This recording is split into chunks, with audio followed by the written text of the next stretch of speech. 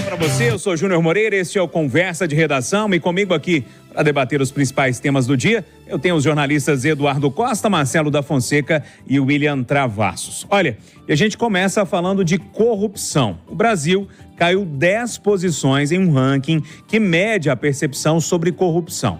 Entre os 180 países analisados, o Brasil ocupa agora a posição de número 104 no índice de percepção da corrupção de 2023. A nota do levantamento da Transparência Internacional vai de 0 a 100, onde 0 significa altamente corrupto e 100 significa muito íntegro. O Brasil registrou 36 pontos. Entre os países das Américas, o Brasil ficou, Eduardo, atrás, por exemplo, de Uruguai, Chile, Cuba e Argentina. Bom dia para você. Bom dia para todo mundo. Cuba? Cuba que é acusado de Eu achei que estava errado, eu conferi 3 vezes. Um lugar fechado, comandado por um homem só, e está na nossa frente. Ô Júnior, e o relatório não entra nessa guerra, nessa dicotomia, nesse racha histórico. O relatório culpa tanto o Bolsonaro quanto o Lula. Bolsonaro por ter desmontado sistemas institucionais contra a corrupção que foram construídos durante décadas. E Lula porque não tem feito esforço no sentido de criar novos sistemas e ainda contribui com alguns atos inesperados, como a nomeação de Cristiano Zanin. O relatório não diz que a culpa é só do Executivo, Lula-Bolsonaro, também é do Legislativo e do Judiciário. E eu me pergunto com frequência, essa manhã eu me perguntei mais ainda, eu me pergunto com frequência por que a gente, pelo menos uns 10 dias, não esquece as firulas, as conversas fiadas, as verbas disso, daquilo, e não discute dois assuntos, Júnior, que são fundamentais para o Brasil. Um é esse, é como estancar a corrupção. Mas não é fazer como estancar a corrupção. E 2, é a necessidade de a máquina pública gastar menos. Você vê que o Lula faz discurso todo santo dia para isso, para aquilo, para aquele outro, para aquele outro, para aquele outro. Ô, Júnior, a inflação dos últimos 12 meses foi inferior a 5. E as despesas do governo federal aumentaram em 12,5%. Não há quem aguente. O déficit primário, né, chegou a 280 bi. Ele só é maior, 230 bi. Ele só é menor do que aquele de 2020, mas tinha pandemia, Júnior. Então, veja só, tudo que a gente conversar aqui é firula diante de 2 realidades. A corrupção não cessa e a turma não gasta menos. Aí não vamos botar o trem nos trilhos nunca.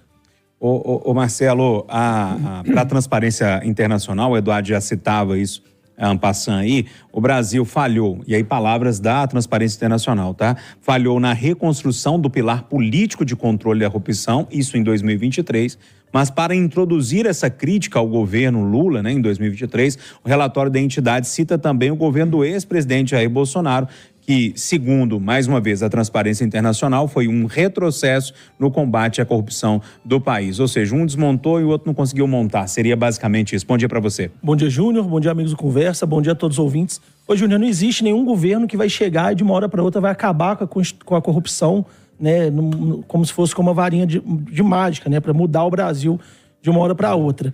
E o interessante nesse estudo é que, além de dividir a responsabilidade entre o atual governo e os governos passados, ele também divide a responsabilidade entre os outros poderes da República. Ele também atribui ao Supremo, também atribui ao Congresso alguns problemas que levam a essa piora da corrupção. E alguns pontos são curiosos, né? O Eduardo citou a escolha do Zanin, ex-advogado do Lula, para o Supremo, mas o relatório cita outros pontos muito interessantes. As decisões do Supremo que anularam os acordos da Odebrecht e da JBS, né, que foram, depois de tudo que foi levantado na Lava Jato, né, os acordos foram simplesmente jogados fora. O Supremo também, com a flexibilização das leis estatais, agora ministro da Justiça, Ricardo Lewandowski, né, que quando era ministro do Supremo, deu o passo inicial para romper com as leis estatais. E aí também cita outras questões passadas. A relação do governo Bolsonaro com o Congresso, né, o aumento de emendas para os deputados e senadores, e também cita a atuação parcial do Moro durante a Lava Jato. Então, é uma sequência de fatores que levaram a essa piora. É muito triste para o Brasil, porque parece que a gente nunca vai conseguir chegar ali perto do alto desse ranking, né? A gente vai estar sempre abaixo, perto de países que estão décadas e décadas atrasados. William Travassos, sua leitura sobre essa questão aí. O Brasil cai, então, 10 posições nesse ranking que mede a percepção sobre a corrupção. Bom dia para você. Bom dia, Júnior. Bom dia, bancada. Bom dia aos ouvintes da Itatiaia. Essa instituição ela tem o objetivo combater a corrupção. E não é nenhuma novidade o que nós estamos enfrentando no Brasil. Eu quero saber qual é a novidade do ranking. Não subiu 10, desceu 10. Ok, tudo bem. Mas a nossa percepção, a percepção do brasileiro, ela está aí. Nós temos um presidente que hoje, de forma legítima, está no poder, mas que foi apontado como chefe de uma quadrilha de corruptos. Para além disso, esse senhor vem nomeando pessoas com histórico de investigação em corrupção.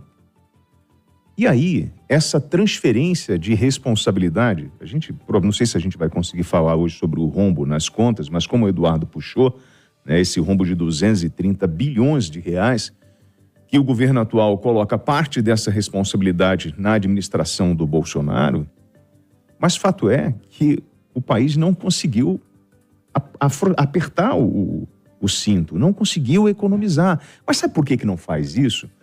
Porque, infelizmente, nós vivemos num país onde tudo pode. Eu mandei para você ontem um vídeo do Sérgio Cabral, aquele governador preso. É de embrulhar o estômago, E né? ele dizendo o seguinte, o repórter provocando ele num bate-papo e falando, sim, o senhor, vem a cargo público. Olha, se a justiça deixar, eu venho como deputado federal, que eu quero conhecer mais o Brasil, lidar com os 500 deputados. Aí eu falei, gente, pelo amor de Deus, será que nós vamos continuar vivendo nesse lodo de corrupção, desses personagens nojentos da nossa sociedade, pessoas que já foram investigadas e por manobras jurídicas estão em liberdade e essas pessoas continuam a administrar o nosso dinheiro? Então, eu faço uma pergunta para os senhores. Nós tivemos uma mega operação na comunidade da Cabana, aqui em Belo Horizonte.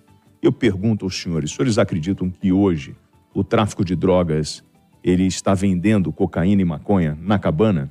Eduardo. Não, eu quero... Você quer uma parte, né, Eduardo? Eu só queria saber de você. Você é o cara que acompanha. Com certeza a mesma coisa está acontecendo lá, não mudou nada. Mas eu vou insistir, Travassos. Eu vou insistir na defesa da ação da PM. A PM não prometeu acabar com o tráfico lá, porque ela sabe que não vai conseguir. Ela foi lá e deu um susto para os caras respeitarem a PM. Sim. Eu acho que ela conseguiu. Mas eu queria transmitir aqui, Júnior, um recado do Rono, o Rono do Martins, que é um dos empresários mais indignados do Brasil. Ele disse que, primeiro, a respeito do que o Marcelo falou, que nenhum governo acaba com a corrupção rápida. Ele falou que o do Lula tem 20 anos.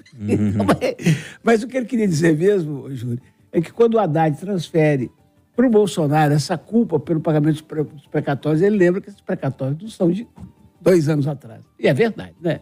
É verdade. O que nós vivemos, Júnior, é uma transferência permanente de responsabilidades. É uma transferência. Nós sabemos, sim, Júnior. Nós sabemos que o Bolsonaro deu uma desmontada em sistemas anticorrupção e fez umas coisas esquisitas. Mas o Lula não muda nada e não economiza. Júnior, 12,5% de aumento da despesa, Júnior. Como é que nós vamos botar? Na sua casa funciona assim? Você tem alguma chance? Nenhuma. Então vamos embora. É muito triste, Lembrando né? que mais de 50% da população elegeu um senhor que estava preso por corrupção.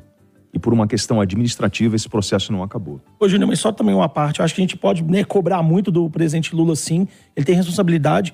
Mas enquanto a gente não entender que o combate à corrupção tem que ser uma coisa nacional, tem que envolver o Supremo, tem que envolver o Congresso, essas emendas, né, que são destinadas aí, essas emendas do orçamento secreto que continuam funcionando, quando também não tiver uma cobrança, independente de partido, em outros entes da federação, a gente não vai subir nesse ranking, não. E reforma administrativa, Júnior, para o Tribunal de Contas dos estados, dos municípios, para o próprio Tribunal de Justiça dos estados e, sobretudo, os tribunais superiores em Brasília terem pessoas que construíram uma carreira e não são amigos de quem está com a caneta na mão. E, para além disso, lembrando que o cidadão brasileiro que anda com R$50 ou com R$100 bebe e acha que pode comprar um policial, isso também é corrupção. Então a gente precisa mudar essa mentalidade. Verdade. De que eu posso fazer e eu vou comprar, mesmo no meu universo pequenininho. Aí é uma mudança de comportamento de toda uma sociedade. Mas tem que começar na criancinha. E quem educa é pai e mãe. E essa é a sua função, o ouvinte da Itatiaia que me acompanha.